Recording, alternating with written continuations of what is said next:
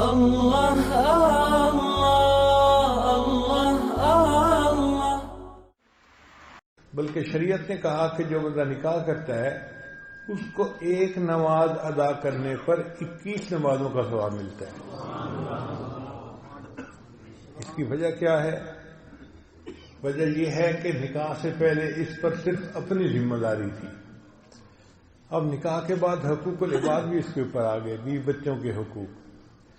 جب یہ بندہ بیوی بچوں کے حقوق ادا کرنے کے ساتھ ساتھ اللہ کے حقوق ادا کرتا ہے، اللہ تعالیٰ اپنے اعمال کی، اس کے اعمال کا اجر بڑھا دیتے ہیں، ریٹ بڑھا دیتے ہیں کہ میرے بندے پر بوجھ بڑھ گیا ہے، اب اس حال میں اگر یہ میری عبادت کرتا ہے تو یہ زیادہ ثواب کا مستحق ہے، ایک نماز پڑھنے پر 21 نمازوں کا ثواب ملتا ہے۔